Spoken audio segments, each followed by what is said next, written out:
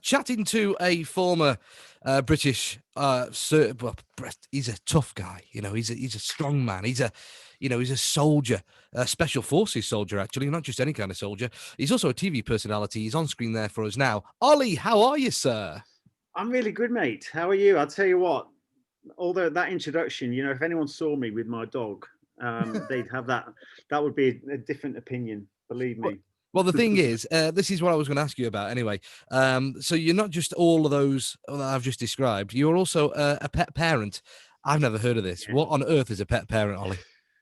Well, to be honest, I'd never heard of that either. But it makes perfect sense because I'm a pet parent, and that means I've got the responsibility of dog ownership. So I've got Murphy. He's an amazing Labrador, and it's great having a pet. They bring so much into the home. Great for your mental health, great for your physical health, great for that companionship. But there is a massive responsibility as well. It's almost like having a child. So you have to really consider those options. There's been a massive increase. A pet insurance provider bought by many has shown, that their data is showing a massive increase in registrations, and it's increased by about 77% year on year. So that's great to see. Great to see that people are embracing pets, and I think the pandemic is helping. Well, not helping. The fact that people are now spending more time at home. I think the 9 to 5 was preventing people from having pets, but really the message here today is that people really need to make sure that they really consider what they're taking on and make sure they've got adequate cover and stuff in place. You see, I was going to say to you about, lockdown has made people think I want a pet. Even I have decided I want to have another border collie dog, but the wife has said no. But because she said, well, when everything goes back to normal, you won't have time for the pet, Yeah, no, that's a big consideration, and that's what, unfortunately you can't prevent that from happening because a lot of people take on pets without actually considering the how the future looks. And there is a bit of a honeymoon period, isn't there? And then you get the reality of getting a pet back home, and then you've got, the curtains have been shredded, and there's stuff all over your carpet that wasn't there before. But and then you realise it wasn't such a great idea. But certainly, and then people's working environments are going to change in the future. I mean, I want the same as you, mate. I want another Murphy, and I'm speaking to my wife at the moment. She kind of agrees, but it is a big responsibility. It's like you can't just nip away on holiday and stuff like that anymore. You've got to consider all these factors. You've got to consider, that sometimes things go wrong, and the unthinkable happens, and you've got to be prepared for that. And you need to factor all this stuff in, and also the fact that what kind of dog are you bringing into your environment? Is it the right dog for you? My dog's a working dog, and he is like demanding.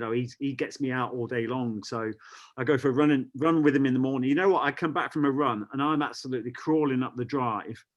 He gets into the garden, and then he goes and picks up the ball, and I'm like, are you absolutely having a laugh? He's like ready to go again, and I'm like, he just makes me feel so inferior. But he keeps me active, and he's just a blessing to have in our life. When I read the term pet parent, I thought these were these crazy people that dress the pets up in crazy outfits. Like I've seen little dogs in Santa outfits over Christmas. That's not fair, is it, Ollie? No, listen, I'll tell you what, some people take it a bit too far, and I have seen, in those front-loaded baby carriers. Don't tell me you have a dog in there. I don't, but I have. No, please, let's not label me with that. But listen, I've seen that, and that is taking it a bit too far. At the end of the day, they're dogs. You can't over. It's like a fine line. You can't over parent them. It's one thing being a pet parent, but pet parent is being about the responsibility, not about trying to make it look like one of your babies. It's easier to have an animal than it is a baby because I've got a 3-year-old daughter. Now, when we had Rhea, the border collie, we could go up my local hill, run up there and be really fit and active. I'm still waiting for Millie to get strong enough legs to go up that hill. So yeah. I'd rather the dog over the baby, to be honest. But I know, mate. It is easier. It is easier. For somebody who's looking to get a pet, even though we're in lockdown, what would your advice to be to them then? Because you're used to having animals around you, aren't you? Yeah, no, 100%. I mean, first of all, you've got to think of the type of dog, the environment you're bringing them into. If you want a dog that's just going to sit around the house, then don't get a working dog. But if you are going to get a dog, it's not just the commitment of the purchase of buying that dog. You've got to factor in alongside that purchase is also making sure you've got adequate insurance cover, and that's exactly what I did. All you got to do is go onto Google, type in "bought by many." They've got so many plans, and they make the process really easy. So make sure you have insurance, because I do know people that haven't had cover in the past, and the unthinkable has happened, and that is a horrible decision to have to make. So there's those things, and also just start considering as well, what does your future look like? I know it's hard to plan at the moment, but if it's clear that you are going to go back to work, then the environment at the moment is just the short term, isn't it? So Yeah. you've got to factor that in as well. Ollie, before we leave you, just a quick chat about yourself then. When shall we see you next on the telly? What you got next planned?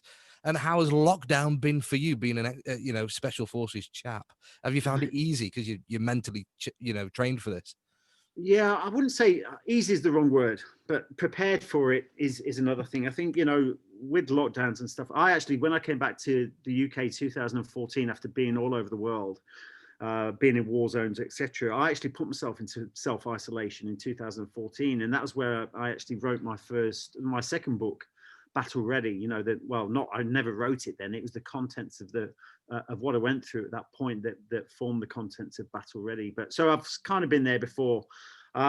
I have to say though, the last lockdown, this lockdown we're in at the moment has been probably the toughest, and I think it has been for a lot of people. So I do empathise with everyone out there. But at these times, you just have to really try and not, don't try and control things you can't control. Bring everything back to 1 meter square. Focus on your immediate environment, and just make sure that you're not worrying about stuff you can't control.